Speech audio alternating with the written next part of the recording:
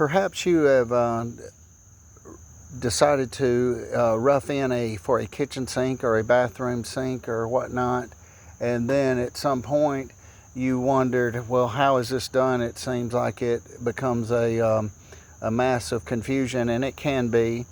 But they make certain little rough-in tools here. Say, for instance, this little gadget here is used. One could say, line this up on the stud going this way.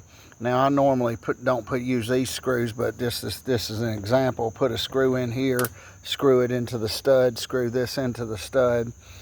And this has little holes in it, so they make these plastic things for these. Now, they have the copper ones too, and they have the rough ends.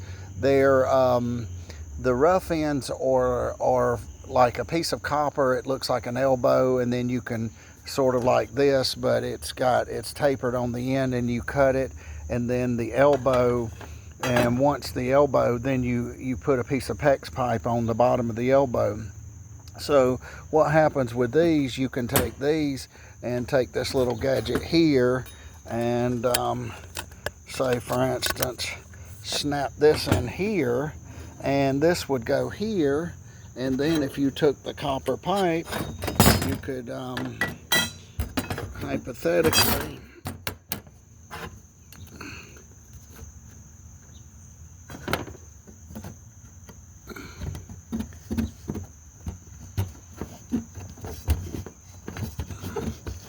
get the copper pipe something like this. So now this would be a stud here, this would be a stud here, and you can use whichever one you want. Now do keep in mind, if it's a 3/4, ½ inch, normally it's a ½ inch, but so you snap this in, you leave this, then you put your angle stop on here, and you put your braided hose that would normally be 3/8 by 1/2. It'd be 3/8 on the bottom where the angle stop or the straight stop's at, and over here this would be an elbow, and this would be the little copper rough-in piece. You could bring a piece of PEX pipe up here, whether that be hot, put the red for the hot, the blue for the cold, and so this is how it's done. Now they do make a piece like this as well, and one can say stick the copper through here in one of the holes, and then when they stick the copper through the hole and fasten this onto the stud like so, and then take your solder and solder it here and here. And I do really like these, to be honest with you, but I'm kind of trying to get used to using these.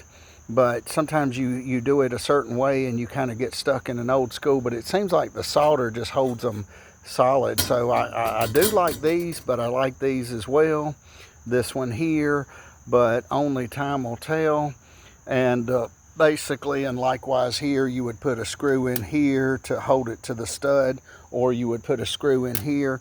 Your studs normally are 16 on center, so you would have to find that. And then now keep in mind, there would be 2 pipes through here. So if you had one here, you would have one here. If this were your hot, you would have a cold line here. It would come on this side, make an elbow and go down.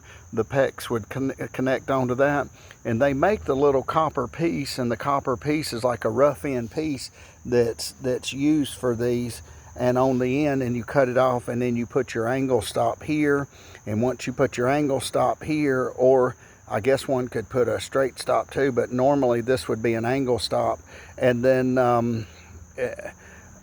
unless you just elbowed the pipe, but normally this say angle stop, and this would be 3/8. Then you would screw your braided hose. Then when you set the sink down in there, you would screw I think it's the ½ inch side to the bottom of the sink.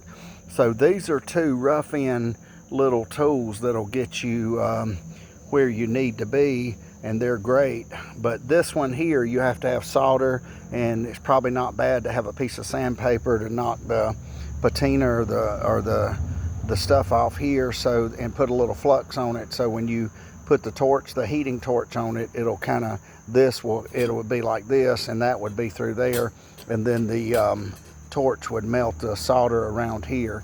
But this little plastic one here, you don't have to have any solder. But these are 2 little rough ends for say if you were roughing in a kitchen sink or a bathroom sink for the hot and the cold water for the kitchen or the bathroom sink. Thank you for watching. Have a great day.